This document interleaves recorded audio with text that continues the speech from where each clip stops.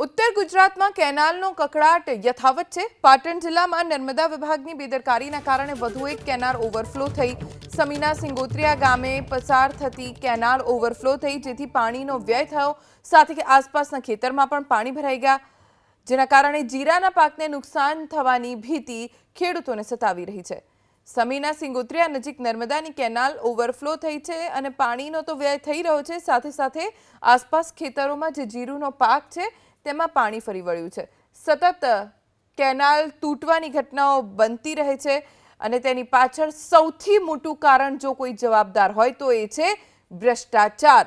આ કેનાલો ભ્રષ્ટાચારની કેનાલો છે। આ કેનાલો બનાવતી વખતે મોટા પાયે ભ્રષ્ટાચાર થયો છે। નબળી ગુણવત્તાનો માલ સામાનનો ઉપયોગ કરવામાં આવતા જ્યારે પાણી છોડવામાં આવે છે ત્યારે કેનાલો તૂટે છે। કેનાલમાં ભ્રષ્ટાચારના કારણે પરેશાન થવાનો વારો ખેડૂતોને આવે છે। અમારા સંવાદદાતા એજાઝ પાસેથી વધુ જાણકારી પ્રાપ્ત કરીશું। એજાઝ, શું સ્થિતિ છે અત્યારે કેનાલની અને આસપાસના વિસ્તારોના ખેડૂતો શું કહી રહ્યા છે?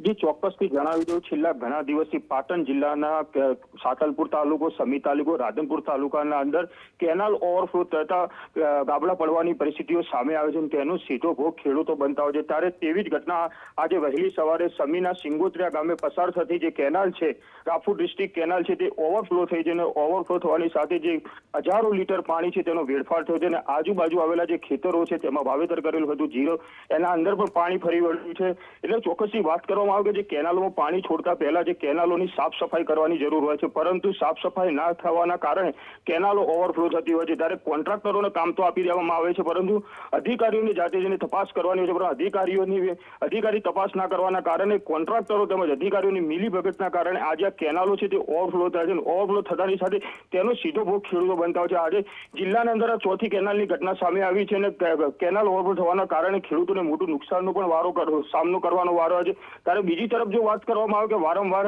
નર્મદા અધિકારીઓને રજૂઆત કરવા છતાં પણ નર્મદાના અધિકારીઓ છે તે કોઈ ખેડૂતોની વાત સાંભળતા નથી, પરંતુ તેનું સીધો ભોગ ખેડૂત બનતા હોય છે। ત્યારે આજે આવી જે વહેલી સવારે જે સમીમાં કેનાલ ઓવરફ્લો થઈ છે તેનું ખેડૂતો સીધા ભોગ બન્યા છે।